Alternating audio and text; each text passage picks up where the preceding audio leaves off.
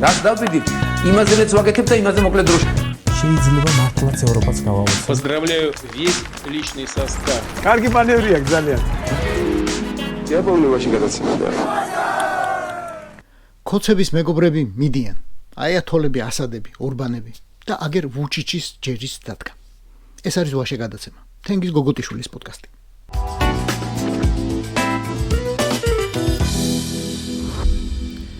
სერბეთის პრეზიდენტ ვუჩიჩის ბიოგრაფიაში ახლა ჩაიწერება. გადადგომის შესახებ განცხადება თბილისში ოფიციალური ვიზიტიდან დაბრუნების შემდეგ გააკეთა. მართლა ასე იყო.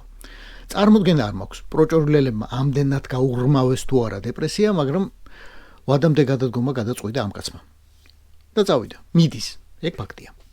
სერბეთი არის ევროპის გამორჩეული მაჩანჩალა. ცხოვრების დონით, დემოკრატიით, თავისუფლებებით. ეგ ყველაფერი რომ კავშირში ახლა ჩემი ასახსნელი რა თქმა უნდა არ არის. უჩემოდას ძალიან კარგად იცით. სერბეთი მაჩანჩალა ვუჩიჩამდეც იყო და ვუჩიჩის დროსაც დარჩა. ძალიან კარგად გამოიყენა ამ კაცმა პრორუსულად განწყობილი ამორჩევლის სენტიმენტები და ბოლომდე იძახა რომ არ დაუშვებდა ანტირუსულ სანქციებთან შეერთებას, რა კი ეს გაუძვირებდა რუსულ გაზს. ძვირი გაზი კი გააღარიბებდა სერბებსა და დააყენებდა მეორე ფრონტის გახსნის საშიშროების წინაშე. ამ ბალკანეთს ამბავი ხო იცით? ამბობ ერთ ფრონტს და მერე იხსნება 10. ყველას წინააღმდეგ. იქ სიტყვა ომის ეშინია და ეს შიში ვუჩიჩის სასარგებლო წლების განმავლობაში მუშაობდა, რეალურად მუშაობდა. ოღონდ მერე იმათაც მობეზრდათ ამ გელიმგელის ზახილი. კიდევ უფრო მობეზრდათ კორუფცია, რომელმაც შიგნიდან გამოჭამა ეს ქვეყანა. კორუფციით ახსნეს ერთ პროვინციულ ქალაქში რკინიგზის შენობის ჩამონგრევა, რასაც 16 ადამიანი შეეწირა 2024 წელს და მას შემდეგ სტუდენტები ქუჩაში არიან. სულ წადის ყვირიან. ახლა როგორც იქნა, ვუჩიჩმა თქვა, მართლა წავალო. წავალო. მეც წავალ და პარლამენტსაც დავითხოვო. ოღონდ ამას ახლა ახალი ყვირილი მოყვა. ისევ გვატყუებს ეგ პუტინის ფეხიო. ვუჩიჩმა მართლა თქვა, რომ მისი პარტია ქმნის კოალიციას, რომელიც ვადამდელ არჩევნებზე გავა და სახელი ექნება ერთიანი სერბეთი. ამა ყველა სიძინა ერასია გაახსენა, რა თქმა უნდა. მერე გასაგები გახდა, რომ ვუჩიჩი არჩევნების მოგებას და პრემიერობას აპირებს საერთოდ თურმე. ანუ წასვლას არ გეგმავს რეალურად. ვუჩიჩი პუტინისთვის საუკეთესო ვარიანტად ითვლება დღეს. თუმცა ვიღაცები ამტკიცებენ, რომ იდეალური კაცი არ არისო ეგაო, რადგან სერბეთი მოსკოვის საწინააღმდეგოდ ყოველთვის უერთდება უკრაინის მთლიანობის მხარდაჭერ რეზოლუციებს გაეროში მაგალითად.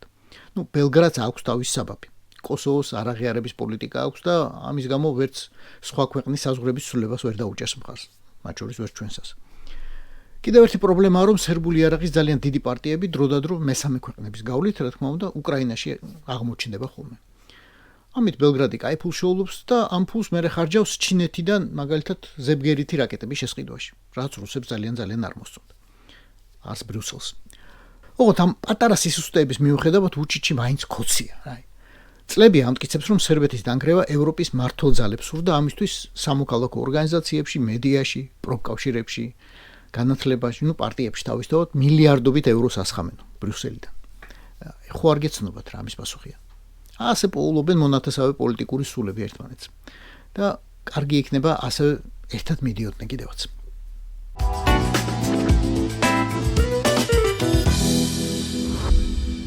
შვილსა მამა თუ არსემდეს ვერ ახპოვოს მასიკეთე. გახსოვთ. სკოლაში აუცილებლად გექნებათ ნასწავლი გურამიშვილი. და ამავე ფილოსოფიით იქნებ წათაკებულიც გაქვთ ერთი-ორჯერ მამისგან, დედისგან, ვინმე სხვასგან ალბათ. ან იქნებ ერთი-ორჯერ კი არა და მაგრამ ახლა გურამიშვილი უკვე არა, ჩვენ შვილებსა და შვილიშვილებს ბავშვთა უფლებების კონვენციას ასწავლიან, რომელთაც ბავშვის ფიზიკური დასჯა კანონით ისჯება საქართველოშიც. თუმცა ვიღაცებს ხელი მაინც დაუწდებათ ხოლმე და არა მხოლოდ ჩვენში.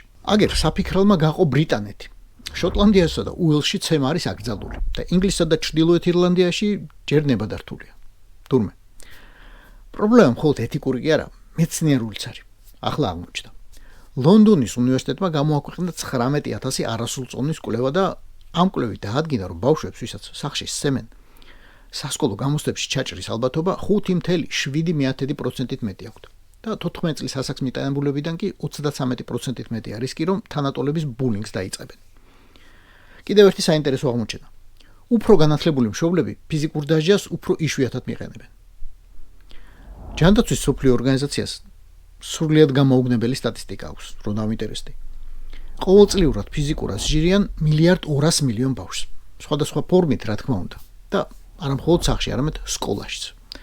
აი ჩემი მასწავლებლების დაწიწკნით თმა როცა მქონდა ეს თმა რა თქმა უნდა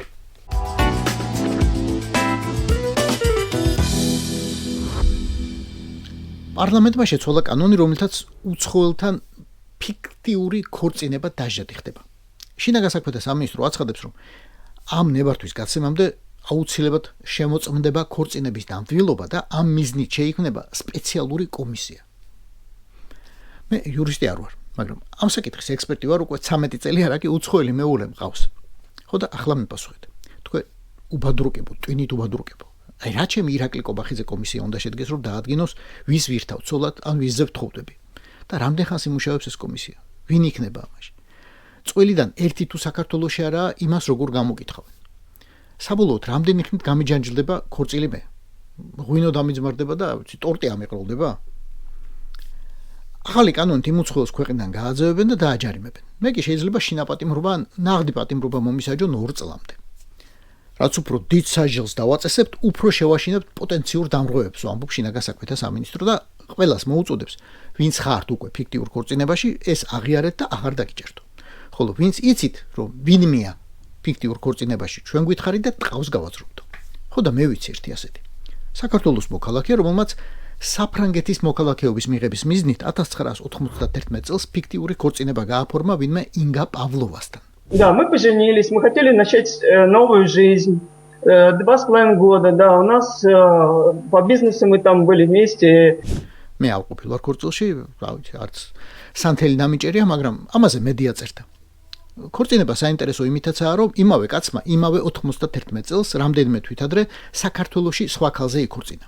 მასთან ახლოს ცხოვრობს. Как можно жениться в Грузии, потом приезжать во Францию и жениться на мне? Мне стало это обидно даже, понимаете? ინგა პავლოვასთან კი განქორწინა რამდენიმე წლის შემდეგ, როცა საფრანგეთის მოქალაქეობა დაიმკვიდრა და დაიბევა, რასაც ქვია. ხო და იმ კაცის ვინაობით, შემთხვევით ხომ არ ხარ დაინტერესებულები შინაგან საქმეთა სამინისტროში. შემიძლია მისი ვინაობა და მისამართი გაგიზიაროთ თუ დაინტერესდებით. ოღონდ პირობა უნდა მომცემთ, რომ აი adzvanka dazvanka მოახდევინებთ. ეს იყო ვაშე გადაცემა. თენგის გოგოდიშვილის პოდკასტი. გვიყურეთ, მოგვიწონეთ და აუცილებლად გამოგვეხმაურეთ YouTube-ზე, Facebook-ზე, Instagram-სა და TikTok-ზე.